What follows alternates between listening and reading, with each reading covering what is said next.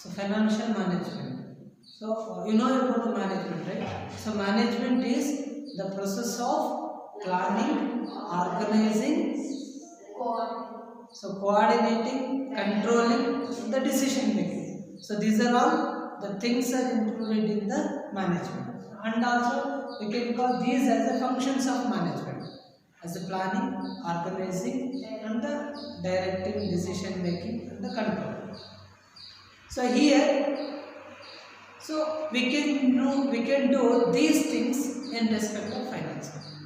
So for example, we can consider. So if you want money, what you will do? What you can do? ಈಗ ನಿಮಗೆ suppose ಒಂದು 10 ಲಕ್ಷ ರೂಪಾಯಿ amount ಬೇಕಾದ್ರೆ ಏನು ಮಾಡ್ಬೋದು?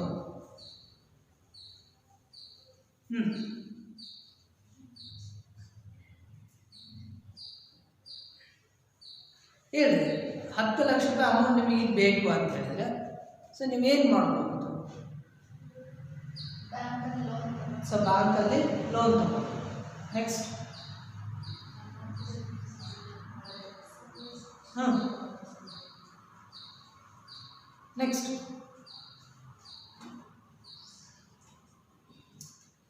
ನೆಕ್ಸ್ಟ್ ಬೇಗ ಬೇಗ ಹೇಳಬೇಕು. ನಿಮಗೆ ಏನೇನು ಉಳಿತೈತೋ ಅದನ್ನು ಹೇಳ್ರಿ. ಸೊ ಗೋಲ್ಡ್ ಏನಾದ್ರು ಇದ್ರೆ ಅದನ್ನ ಪ್ಲಡ್ಜ್ ಮಾಡಿ ಲೋನ್. ಓಕೆ. ಸೊ ಪ್ರಾಪರ್ಟಿ ಇತ್ತು ಅಂತ ಹೇಳಿದ್ರೆ ಪ್ರಾಪರ್ಟಿನ ಮಾರಿ ನಾವು ಅಮೌಂಟನ್ನು ತಗೋಬೋದು. ಸೊ ನೀವೊಂದು ಬಿಸ್ನೆಸ್ಸನ್ನು ಮಾಡಬೇಕು ಅಂತ ಇದ್ದೀರಿ ಅಂದರೆ, ಒಂದು ಬಿಸ್ನೆಸ್ಸನ್ನು ಸ್ಟಾರ್ಟ್ ಮಾಡ್ತೀರಿ ಅಂತಂದರೆ ಆ ಅಮೌಂಟನ್ನು ನೀವೇನಂತ ಕರಿಬೋದು? ಸೊ ಕ್ಯಾಪಿಟಲ್ ಅಂತ ಕರಿಬೋದು. ಸೊ ಕ್ಯಾಪಿಟಲನ್ನು ನೀವು you can raise a capital. ಕ್ಯಾಪಿಟಲನ್ನು ಏನು ಮಾಡ್ಬೋದು? ರೈಸ್ ಮಾಡ್ಬೋದು ಇನ್ ಡಿಫ್ರೆಂಟ್ ಫಾರ್ಮ್ಸ್. ಬೇರೆ ಬೇರೆ ರೀತಿಯಲ್ಲಿ ಯು ಕ್ಯಾನ್ ರೈಸ್. ಈಗ ನಾನು ಏನು ಹೇಳಿದೆ ನಿಮಗೆ 10 ಲಕ್ಷ ರೂಪಾಯಿ ಅಂತ ಹೇಳಿದೆ. So 10 lakh rupees will be a very small amount. ಅದು ತುಂಬ ಸ್ಮಾಲ್ ಅಮೌಂಟ್ ಬಿಸ್ನೆಸ್ಗೆ. ಆದರೆ ಬಿಸ್ನೆಸ್ಸಲ್ಲಿ it required 100 crores and 500 crores like that. ಒಂದು ಬಿಸ್ನೆಸ್ಸನ್ನು ರೈಸ್ ಮಾಡೋದಕ್ಕೆ ಅಷ್ಟೊಂದೆಲ್ಲ ದುಡ್ಡು ಬೇಕಾಗುತ್ತೆ. ಆದರೆ ಅಷ್ಟೊಂದೆಲ್ಲ ದುಡ್ಡು ಬ್ಯಾಂಕಿನವ್ರು ಕೊಡೋದಿಲ್ಲ. ಅಷ್ಟು ವರ್ತ್ ಗೋಲ್ಡು ನಮ್ಮ ಹತ್ರ ಇರೋದಿಲ್ಲ, ಅಷ್ಟು ವರ್ತ್ ಪ್ರಾಪರ್ಟಿನೂ ಇರೋದಿಲ್ಲ. ಹೌದಿಲ್ಲ? ಅದನ್ನು they can rise in the form of a capital by the public. So public ಇಂದ ಆ ಅಮೌಂಟನ್ನು ತಗೋಬೋದು. ಸೊ ಪಬ್ಲಿಕ್ ಅದನ್ನೇ ಹೇಳ್ತೀನಿ.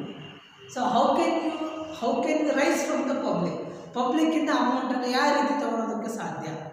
So simple as you know that. So by issuing the shares, debentures, bonds. So shares, debentures, ಬಾಂಡ್ಸನ್ನು ಪಬ್ಲಿಕ್ಕಿಗೆ issue ಮಾಡಿ, ಸರ್ಟಿಫಿಕೇಟ್ಗಳನ್ನು ಇಶ್ಯೂ ಮಾಡಿ ಅವರಿಂದ ಅಮೌಂಟನ್ನು ತಗೋಬೋದು. ಸೊ ತಗೊಂಡಂಥ ಅಮೌಂಟನ್ನು ಯೂಸ್ ಮಾಡಬೇಕು. ಅದನ್ನು ಹೆಂಗೆ ಯೂಸ್ ಮಾಡಬೇಕು? ಪ್ರಾಪರಾಗಿ ಯೂಸ್ ಮಾಡಬೇಕು ಅಲ್ವಾ? So the raising of fund and the utilisation of fund. So raising of fund and utilisation of fund can be called as financial management. So ಫಂಡನ್ನು ರೈಸ್ ಮಾಡಿ ಅದನ್ನು ಅಪ್ರಾಪ್ರಿಯೇಟಾಗಿ ಯೂಸ್ ಮಾಡೋದು ಅಥವಾ ಅಪ್ಲೈ ಮಾಡೋದು ಅಂತ ಕರಿತೀವಿ. ಸೊ ಅದನ್ನು ಅಪ್ಲೈ ಮಾಡೋದನ್ನು, ಈ ಪ್ರೊಸೆಸ್ಸನ್ನು ನಾವೇನಂತ ಕರಿಬಹುದು? Financial management. So as you told earlier, as functions of management are the meaning of management as a planning, organising, controlling. We can concern the decision making. Planning, organising, decision making and controlling. So of financial activities, planning of financial activities, organizing of finance, decision making in respect of financial aspects, and the controlling of finance, we can call as a financial management. So this is the meaning of financial management. So very simple. Financial management and ಏನೇನು ಇರುತ್ತದೆ? So there will be a rising of fund and the utilization of fund. ಅದನ್ನು ಬರೀ utilisation ಅಂತ ಕರೆಯೋದಿಲ್ಲ, effective utilisation of fund ಅಂತ ಕರೆಯೋದು, ಅಥವಾ available resource. Finance is one of the resource, ಹೌದಲ್ವಾ? So finance ಅನ್ನೋದು ಒಂದು ರಿಸೋರ್ಸ್. ಸೊ ಆ ರಿಸೋರ್ಸನ್ನು ಎಷ್ಟು ಎಫೆಕ್ಟಿವ್ ಆಗಿ ಬಳಸ್ಕೊಂತೀವಿ ಅಂತ ಸ್ಟಡಿ ಮಾಡೋದೇ financial management. So this will be the meaning. So next, scope of financial management. Scope of financial management.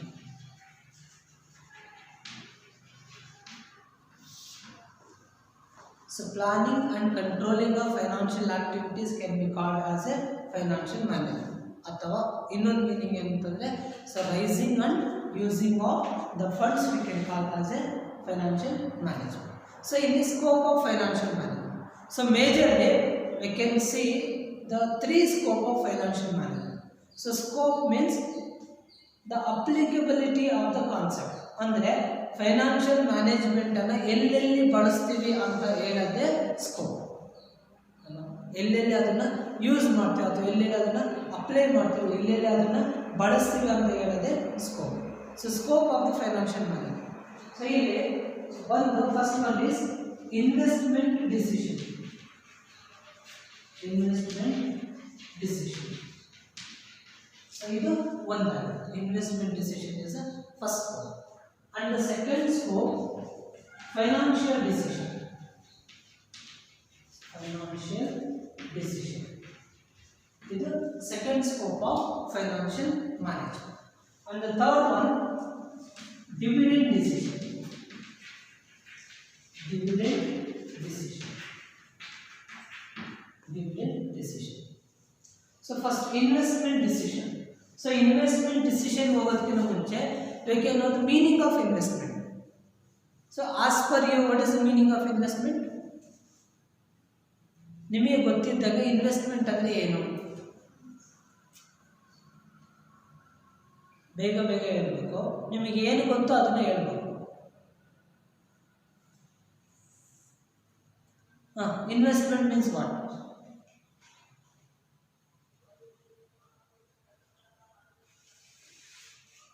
Investment ಅಂತ word ಕೇಳಿದ್ದೀರಲ್ವ, ಹಂಗಂದ್ರೆ ಏನಂತ ಹೇಳಿ?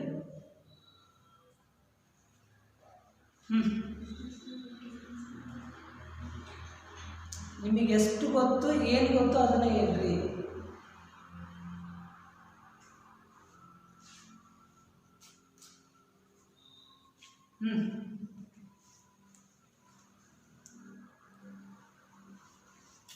Investment means what? Okay, so investment ನೀವೆಲ್ಲರೂ ಹೇಳ್ತಿದ್ರಲ್ವ. ಸೊ ಒಂದು ಬಿಸ್ನೆಸ್ಸನ್ನು ಸ್ಟಾರ್ಟ್ ಮಾಡೋಕ್ಕೆ ಒಂದಿಷ್ಟು ನಾವು ಅಮೌಂಟನ್ನು ಇನ್ವೆಸ್ಟ್ ಮಾಡಬೇಕು, ಹೌದಲ್ಲ? ಸೊ ಇನ್ವೆಸ್ಟ್ ಮಾಡಬೇಕು means you are applying that amount. ಅಥವಾ ಏನಂದರೆ ಒಂದು ಮೀನಿಂಗ್ ಹೇಳ್ಬೋದು, so exchange of present fund for the future benefit. Exchange of present fund for the future benefit ಅಂದರೆ, so in the future you are going to get some benefit. For that you are going to use your amount or you are going to apply that amount. ಈಗ ಒಂದು business ಇದೆ ಅಂದರೆ ಆ ಬಿಸ್ನೆಸ್ಸಲ್ಲಿ ನೀವು certain ಅಮೌಂಟನ್ನು you have to apply that or you have to use that. ಅದನ್ನು use ಮಾಡಿದಾಗ ಅದಕ್ಕೆ ಹೆಸರು ಕ್ಯಾಪಿಟಲ್ ಅಂತ ಕರಿತೀವಿ. ಒಂದ್ಸರಿ ನಿಮ್ಮ ಹತ್ರ ಇರೋ ಅಮೌಂಟನ್ನು ಅಲ್ಲಿ ಅಪ್ಲೈ ಮಾಡಿದರೆ ಅಥವಾ ಅಲ್ಲಿ ಯೂಸ್ ಮಾಡಿದರೆ, so it will convert or that means we can turn that word as a capital. But ಆದರೆ in the expectation of a benefit in future. So ಫ್ಯೂಚರಲ್ಲಿ ನಿಮಗೆ ಬೆನಿಫಿಟ್ ಬರ್ತದೆ ಅಂದರೆ ಇವತ್ತು ನೀವು ಅಮೌಂಟನ್ನು ಎಕ್ಸ್ಚೇಂಜ್ ಮಾಡಿದರೆ, ಸೊ ಎಕ್ಸ್ಚೇಂಜ್ ಅಂದ್ರೇನು, you are going to apply that or you are going to use that. ಒಂದು ಬಿಸ್ನೆಸ್ಸಲ್ಲಿ ಆ ಅಮೌಂಟನ್ನು ನೀವು ಹಾಕ್ತೀರಿ. ಅದು ಯಾವುದೋ ಬಿಸ್ನೆಸ್ ಅಂತಲೇ ಏನಿಲ್ಲ, there are different investment avenues are there. Investment avenues ಅಂತ ಕರಿತೀವಿ ಅವರು.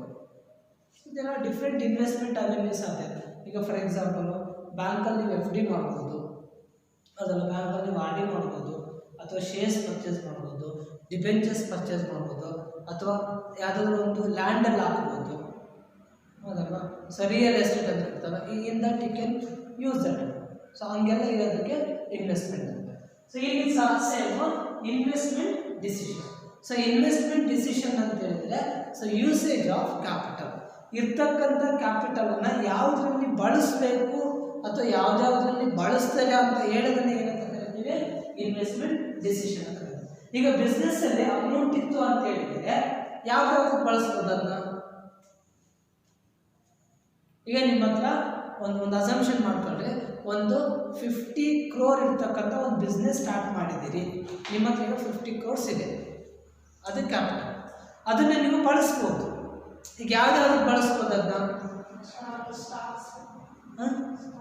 ಓಕೆ, ಸೊ ಮೆಷಿನರಿ ಪರ್ಚೇಸ್ ಮಾಡಕ್ಕೆ ಬಳಸ್ಬೋದು. ಮತ್ತೆ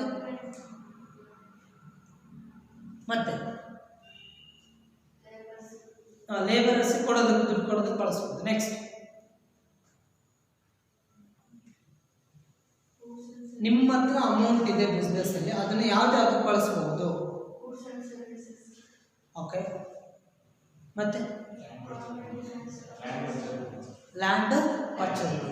ಸೊ ಎಲ್ಲರನ್ನೂ ಸೇರಿ ನಾವು ಫಿಕ್ಸೆಡ್ ಅಸೆಟ್ಸ್ ಅಂತ ಕರೆಯೋಲ್ಲ.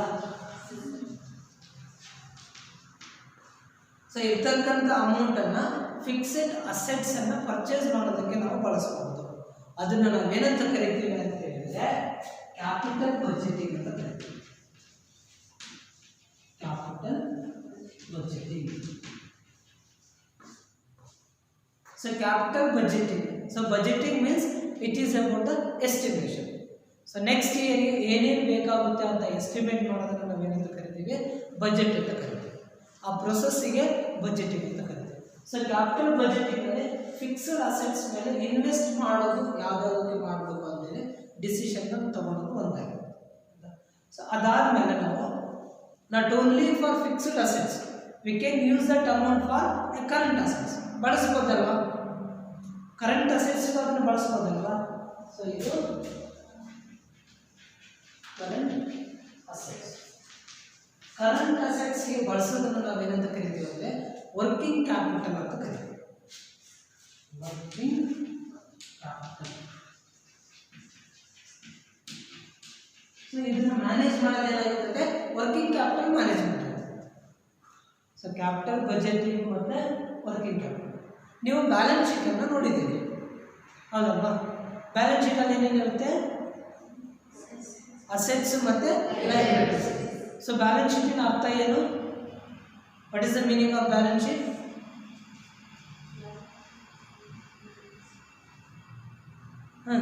What is the meaning of balance sheet?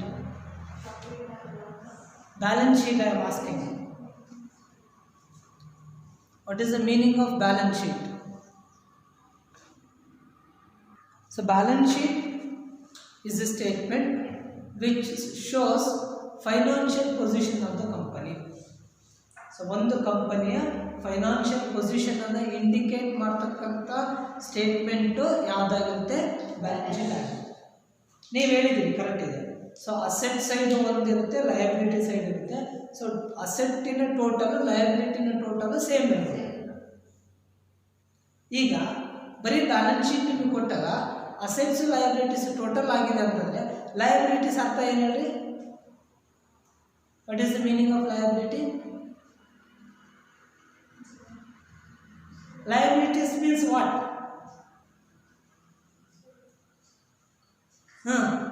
Liability ಅಂದರೆ ಏನು?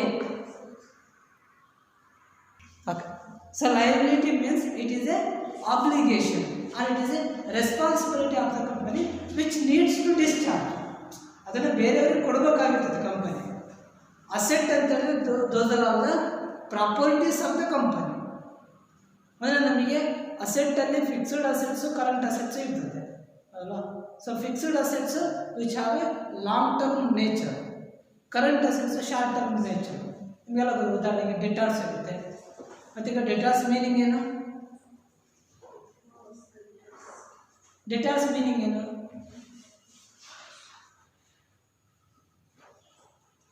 So debtors means the amount due from the customer to the business. So ಕಸ್ಟಮರಿಂದ ಬಿಸ್ನೆಸ್ಗೆ ಅಮೌಂಟ್ ಡ್ಯೂ ಇತ್ತು ಅಂತ ಹೇಳಿದ್ರೆ ಅದನ್ನು ಡೆಟಾರ್ಸ್ ಅಂತೇಳಿ ಕರಿತೀವಿ. ಸೊ ಕ್ರೆಡಿಟರ್ಸ್ ಇದೆ. Creditors means amount due from company to customers. ಕಂಪನಿಯಿಂದ ಕಸ್ಟಮರ್ಸ್ಗೆ ಡ್ಯೂ ಇತ್ತು ಅಂತ ಹೇಳಿದ್ರೆ that will be the credit. So ಇದು ಡೆಟಾರ್ಸ್. ಸೊ ಹಂಗೆ ಟೋಟಲ್ ಲಯಬಿಲಿಟಿ ಸೈಡ್ ಇರೋ ಅಮೌಂಟು ಅಬ್ಲಿಗೇಷನ್ನು ಅಂದರೆ ಅದು ಕೊಡಬೇಕಾಗಿರೋದಂದರೆ ಬೇರೆಯಿಂದ ಇಸ್ಕೊಂಡಿದ್ದಾರೆ ಅಂತ, ಅದನ್ನು ಎಲ್ಲೆಲ್ಲಿ ಅಪ್ಲೈ ಮಾಡಿದ್ದಾರೆ ಅಂತೇಳಿ ನಾವೇನು ನೋಡ್ತೀವಿ, ಅಸೆಟ್ ಸೈಡ್ ನೋಡ್ತೀವಿ. ಈಗ 10 ಲಕ್ಷ ರೂಪಾಯಿ ಏನಾದರೂ ಕ್ಯಾಪಿಟಲ್ ಇತ್ತು ಅಂದರೆ ಅದನ್ನು they will either invest in fixed assets or current assets. ಯಾವುದ್ರಲ್ಲ ಅದನ್ನು ಇನ್ವೆಸ್ಟ್ ಮಾಡಿರಲೇಬೇಕಲ್ವ. ಫಿಕ್ಸ್ಡ್ ಅಸೆಟಲ್ಲಾಗಿ ಇನ್ವೆಸ್ಟ್ ಮಾಡ್ಬೋದು ಅಥವಾ ಕರೆಂಟ್ ಅಸೆಟಲ್ಲಾಗಿ ಇನ್ವೆಸ್ಟ್ ಮಾಡ್ಬೋದು. ಸೊ ಅದು investment decision. Next second scope financial decision. So financial decision is all about the decision ಅಂದ್ರೆ ಗೊತ್ತಲ್ವಾ, ಡಿಸಿಷನ್ ಮೇಕಿಂಗ್ ಅಂದ್ರೆ ಗೊತ್ತಾನೆ. ಡಿಸಿಷನ್ ಮೇಕಿಂಗ್ ಅಂದ್ರೆ ಏನು?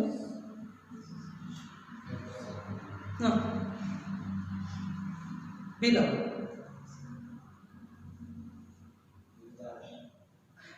Kannada translation correct. That means what? Kannada ಟ್ರಾನ್ಸ್ಲೇಷನ್ಗೆ ನಿರ್ಧಾರ ತೆಗೆದುಕೊಳ್ಳುವುದು ಅಂತ ಹೇಳೋದು. ಹಂಗಂದ್ರೆ ಏನು? ವಾಟ್ ಇಟ್ ಮೀನ್?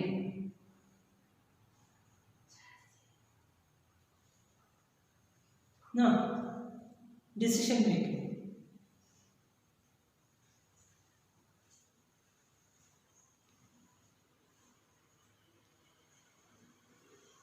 ಈಗ ನೀವು ಬೆಳಗ್ಗೆ ಕಾಲೇಜಿಗೆ ಬರಬೇಕು ಅಂತ ಒಂದು ಡಿಸಿಷನ್ ತಗೊಂಡ್ರೆ ಏನು ಬಿಟ್ಟರೆ ಏನು ಮಾಡ್ಬೋದಿತ್ತು?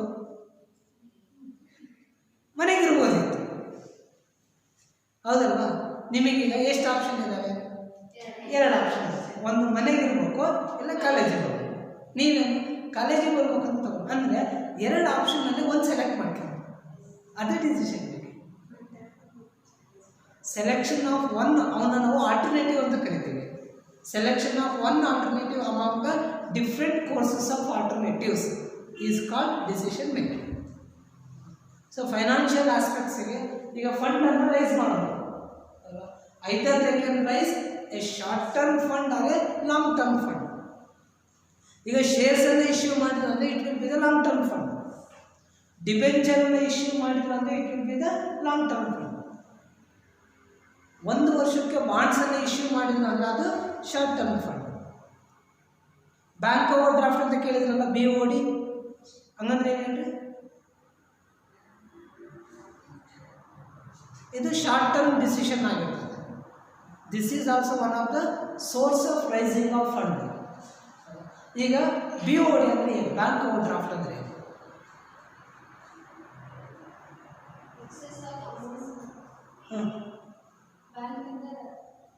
Correct.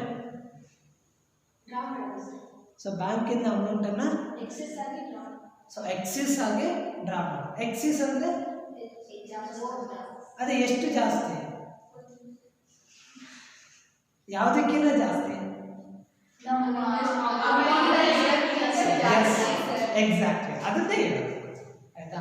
So withdrawing of amount from the bank more than the actual balance available in the account. ನಮ್ಮ ಅಕೌಂಟಲ್ಲಿ ಉದಾಹರಣೆಗೆ ಒಂದು 50,000 ಇದ್ದರೆ ನಮಗೆ 50,000 ಡ್ರಾ ಮಾಡ್ಬೋದು. ಅದೇ ನಾವು 60,000 ಡ್ರಾ ಮಾಡ್ತೀವಿ ಅಂತಂದರೆ, ಡ್ರಾ ಮಾಡಿದ್ವಿ ಅಂದರೆ that is called bank account. So correct. Excess is withdrawing of a more amount rather than the bank ಅನ್ನೋದು balance in the account. So ಅದನ್ನು ನಾವು ಬ್ಯಾಂಕ್ ಅಕೌಂಟ್ ಹಾಕೋದು. ಅದು ಶಾರ್ಟ್ ಟರ್ಮ್ ಫಂಡ್ ಆಗಿರುತ್ತೆ, ಹೌದಲ್ಲ? ಯಾಕಂದ್ರೆ ಅದನ್ನು ಒಂದು ವಾರದಲ್ಲಿ ಅಥವಾ 1 ಮಂತಲ್ಲಿ ಅಥವಾ 2 ಮಂತ್ಸಲ್ಲಿ ಅಂದರೆ ರಿಟರ್ನ್ ಮಾಡಲೇಬೇಕು ಅಲ್ವಾ? ಸೊ ಅದು ಆ ಡಿಸಿಷನ್ ಏನಿದೆ ಫೈನಾನ್ಷಿಯಲ್ ಡಿಸಿಷನ್. ಅಂದರೆ ಫೈನಾನ್ಷಿಯಲ್ ಡಿಸಿಷನಲ್ಲಿ ಲಾಂಗ್ ಟರ್ಮು ಮತ್ತು ಶಾರ್ಟ್ ಟರ್ಮ್. ಸೊ ಇದು ಸೊ ನಾನು ಹೇಳ್ತೇನೆ, ಲಾಂಗ್ ಟರ್ಮ್ ಅಂತ ಹೇಳಿದ್ರೆ ಶೇರ್ಸು ಡಿಬೆಂಚರ್ಸ್ ತೊಗೊಳೋದು ಅದಲ್ವಾ? ಸೊ ಶಾರ್ಟ್ ಟರ್ಮ್ ಅಂತ ಹೇಳಿದ್ರೆ 1 ಇಯರ್ ಬಾಂಡ್ಸ್ ಇಶ್ಯೂ ಮಾಡೋದು, ಅಥವಾ ಯಾವುದರ ಒಂದು ಅನ್ಸೆಕ್ಯೂರ್ಡ್ ಲೋನನ್ನು ತೊಗೊಳೋದು. ಸೆಕ್ಯೂರ್ಡ್ ಲೋನು ಮತ್ತು ಅನ್ಸೆಕ್ಯೂರ್ಡ್ ಲೋನ್ ಗೊತ್ತಲ್ಲ? ಸೊ ಸೆಕ್ಯೂರ್ಡ್ ಲೋನ್ ಅಂದರೆ by pledging some of the documents ಅಥವಾ ಪ್ರಾಪರ್ಟಿ ಡಾಕ್ಯುಮೆಂಟ್ಸನ್ನು ಪ್ಲಡ್ಜ್ ಮಾಡಿ ಅಮೌಂಟನ್ನು ರೈಸ್ ಮಾಡಿದರೆ ಅದು ಸೆಕ್ಯೂರ್ಡ್ ಫಂಡ್ ಆಗಿದೆ.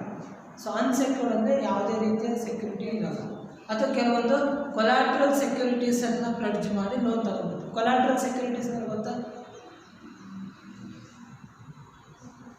ಕೊಲಾಟ್ರಲ್ ಅಸೆಟ್ಸ್ ಅಥವಾ ಕೊಲಾಟ್ರಲ್ ಥಿಂಗ್ಸ್. ಸೊ ಕೊಲಾಟ್ರಲ್ ಅಂದರೆ the things which can be easily converted into cash. ಈಗ ಉದಾಹರಣೆಗೆ ನಿಮ್ಮ ಹತ್ರ ಗೋಲ್ಡ್ ಇದೆ, ಗೋಲ್ಡನ್ನು ನೀವು ಪ್ಲಡ್ಜ್ ಮಾಡೋಕ್ಕೆ ಹೋದ್ರೆ ಅದು ಕೊಲಾಟ್ರಲ್ ಸೆಕ್ಯೂರಿಟಿ. ಅಂದರೆ ಗೋಲ್ಡು ಈಸಿಯಾಗಿ ಕನ್ವರ್ಟ್ ಮಾಡ್ಬೋದು. ಅದೇ ನೀವೇನಾದ್ರು ಲ್ಯಾಂಡ್ ಡಾಕ್ಯುಮೆಂಟ್ ತಗೊಂಡು ಕೊಟ್ಟರೆ ಅದು ಕೊಲಾಟ್ರಲ್ ಆಗೋದಿಲ್ಲ. ಅದನ್ನು ಈಸಿಯಾಗಿ ಕನ್ವರ್ಟ್ ಮಾಡೋಕ್ಕೆ ಬರುತ್ತೆ ಕ್ಯಾಶಾಗಿ? ಇಲ್ಲ, ಇಟ್ ಹ್ಯಾಸ್ ಸಮ್ ಪ್ರೊಸೀಜರ್. ನೀವೇನಾದ್ರು ನಿಮ್ಮ ಹತ್ರ ಗೋಲ್ಡ್ ಇದ್ದರೆ ಅದು ಗೋಲ್ಡ್ ಅಂತ ತಗೊಂಡು ಕೊಟ್ಟರೆ ಅವ್ರಿಗೆ ದುಡ್ಡು ಕೊಡ್ತಾರೆ. ಅದು ಕೊಲಾಟ್ರಲ್ ಸೆಕ್ಯೂರಿಟೀಸ್. ಆ ಥರ ಇರ್ತಕ್ಕಂಥ ಏನದು ಪ್ರಾಪರ್ಟೀಸ್ನ ಅಥವಾ ಅವನ್ನ ಪ್ಲೆಡ್ಜ್ ಮಾಡಿ ನೀವು ಅಮೌಂಟನ್ನು ತೊಗೊಂಡ್ರಿ ಅಂತ ಹೇಳಿದ್ರೆ, so that will be the secured loan ಆಗುತ್ತೆ. ಮತ್ತು ಅನ್ಸೆಕ್ಯೂರ್ಡ್ ಲೋನ್ ಇರುತ್ತೆ, ಅದೇನು ಪ್ಲೆಡ್ಜ್ ಮಾಡ್ದೇ ನಿಮಗೆ ಲೋನನ್ನು ತಗೊಳ್ಬೋದು. ಹಿಂಗೆ so this is another one financial decision. So last one scope of financial management ಇದು ಡಿವಿಡೆಂಡ್ ಡಿಸಿಷನ್. ಸೊ ಡಿವಿಡೆಂಡ್ ಅನ್ನೋ ವರ್ಡ್ ಕೇಳಿದ್ದೀರಾ? ಎಸ್, ಜೋರಾಗಿ ಹೇಳಿ, ಕರೆಕ್ಟ್ ಇರ್ತೈತೆ, ಜೋರಾಗಿ ಹೇಳಬೇಕು. ಡಿವಿಡೆಂಡ್ ಅನ್ನೋ ವರ್ಡ್ ಕೇಳಿದ್ದೀರಾ? ಸೊ ಕೇಳಿದ್ದೀರಾ ಕೇಳಿಲ್ವಾ? ಕೇಳಿದ್ದೀರಿ.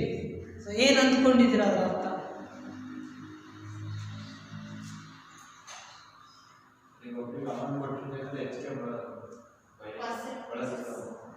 ಸೊ ಒಬ್ಬರಿಗೆ ಅಮೌಂಟನ್ನು ಕೊಟ್ಟಾಗ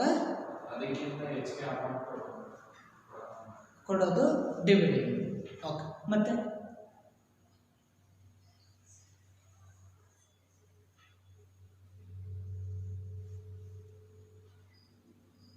so dividend means it is a return to the shareholders. Shareholders ಅಮೌಂಟನ್ನು ಇನ್ವೆಸ್ಟ್ ಮಾಡಿರ್ತಾರೆ ಶೇರ್ಸ್. ಸೊ ಆ ವರ್ಷದ ಪ್ರಾಫಿಟಲ್ಲಿ ಅವರ ಪ್ರಪೋರ್ಷನೇಟ್ ಎಷ್ಟು ನಂಬರ್ ಆಫ್ ಹೋಲ್ಡಿಂಗ್ಸ್ ಇರುತ್ತೋ ಅದ್ರ ಮೇಲೆ ಅವರಿಗೆ ಅಮೌಂಟನ್ನು ಕೊಡ್ತಾರೆ. ಸೊ ಅದು return to the shareholders in the name of dividend. ಅವ್ರಿಗೇನು ಅಮೌಂಟನ್ನು ರಿಟರ್ನ್ ಕೊಡ್ತಾರೋ ಸೊ ಅದನ್ನು ಡಿವಿಡೆಂಡ್ ಅಂತ ಕರೀತಾರೆ. ಸೊ ಅದು ಶೇರ್ ಹೋಲ್ಡರ್ಸ್ಗೆ ಡಿವಿಡೆಂಡ್ ಇರುತ್ತೆ, ಏನಾದರೂ ಡಿಬೆಂಚರ್ ಹೋಲ್ಡರ್ಸ್ಗೆ ಇಂಟ್ರೆಸ್ಟ್ ಇರ್ತದೆ. ಆದರೆ ಇಲ್ಲಿ ಡಿವಿಡೆಂಡ್ ಡಿಸಿಷನ್. ಸೊ ಡಿವಿಡೆಂಡ್ ಡಿಸಿಷನ್ನಲ್ಲಿ so there are some model ಸಾಧ್ಯ. ಉದಾಹರಣೆಗೆ ಮಾಡಲ್ ಆಫ್ ಡಿವಿಡೆಂಡ್ ಇದೆ, ಅದು ಡಿವಿಡೆಂಡ್ ಥಿಯರಿ ಇದೆ ಅಂತ ಮಾದಿದ್ರಿಯಾನಿ ಮಿಲ್ಲರ್ ಅಂತೇಳಿ ಒಂದು ಥಿಯರಿ ಇದೆ, ಡಿವಿಡೆಂಡ್ ಥಿಯರಿ ಇದೆ. So this is the another scope of financial management. So these are all the scope of financial management. So ಏನಾದರೂ ಡೌಟ್ ಇತ್ತು ಅಂತ ಹೇಳಿದ್ರೆ ಯು ಕ್ಯಾನ್ ಆಸ್ಕ್ ಮಿ.